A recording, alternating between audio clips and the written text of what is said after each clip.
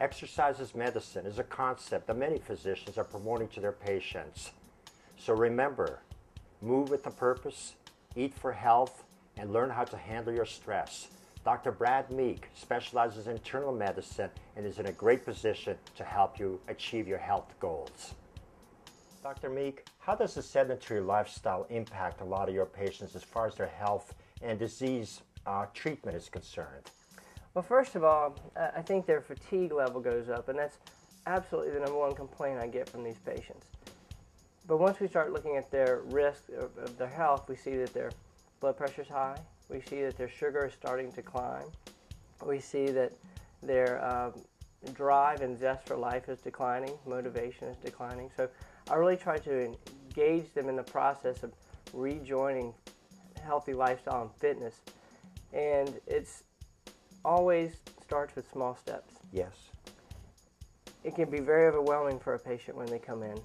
They've often for years neglected their own health, often for family members that they're dealing with or their job and stress, as you mentioned earlier. But I try to get them just to make the commitment and realize that exercise is medicine.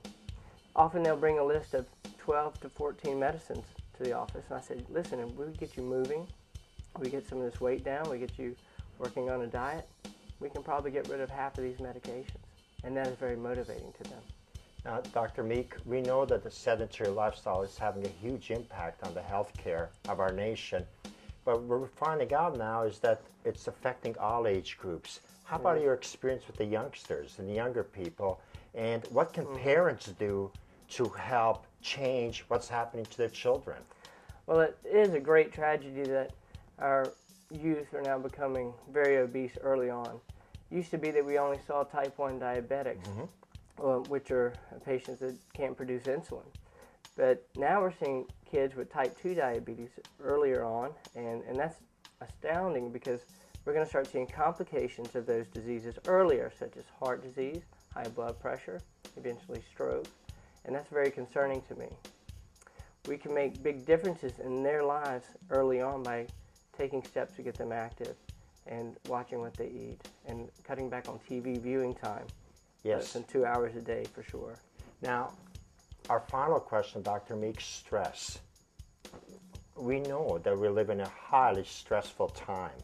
And I've always believed that if you're trying to get a person to change their lifestyle, if you go about it the wrong way at all, it just adds to their stress. What kind of advice can you give to our viewers in saying, how do you start? What's the first step? Handling stress, and which will help you change the other components. Well, I think the first thing is to recognize what is causing the stress. And often it's not just one factor. I think that patients just really need to recognize where they are and then take a small step forward. For instance, if they're not doing any activity at all, just going for a walk even down the driveway can be a good start for them, and they can feel good about that. It's important to start moving. So small steps Absolutely. add up to success. Absolutely small steps. Thank you, Dr. Meek. It's a pleasure having you on our show. Appreciate it. Thank you.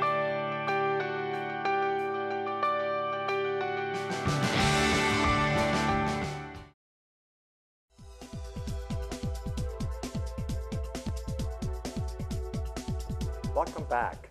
Peak Performance Physical Therapy is a great proponent of a physically active lifestyle and pain-free training.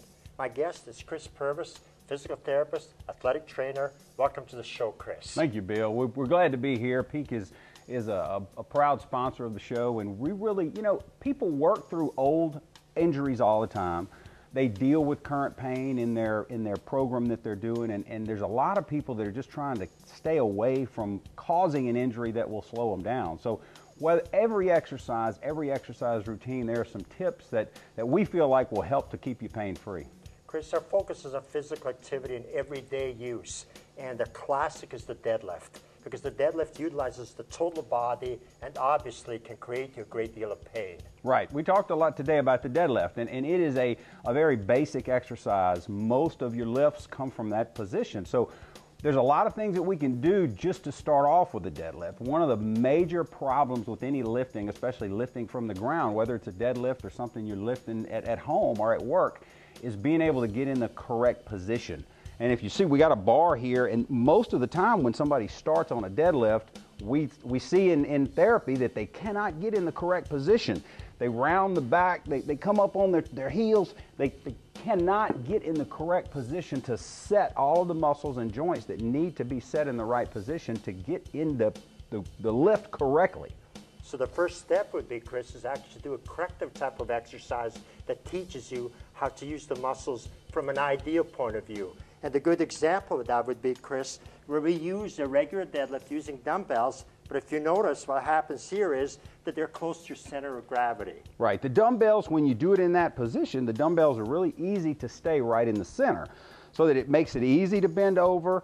You still have to have really good hip flexibility, you have to have really good hamstring flexibility, and you have to have good low back flexibility. That's what allows you to get in that position to start off with. So once we get to that position, a lot of times what we do is we're working with patients in the clinic. We'll have them do a sumo, what we call sumo deadlifts, and it's just so that we can help stretch the low back and the hips and the hamstrings to get them to where they can get in the correct position to start off the lift. So there's a lot of stretching involved with that, and then a lot of just getting in the right position for all the joints to line up so you can make the lift correctly. There's some really interesting pointers that you taught me, Chris, is about where your head position, your hips. How about discussing that? How your eyes dictate where your hips are going to end up. Correct. Once you are able to get in the right position, if you keep your head up, your neck stays in a good position, it keeps your back flat, so we keep the back flat. Once you can grab the bar and keep the head up, then as you come up, it keeps everything in a good position. It keeps the bar close to your body, which is just what we want. Thank you, Chris. This is a great example of exercise safety and exercise efficiency at the same time.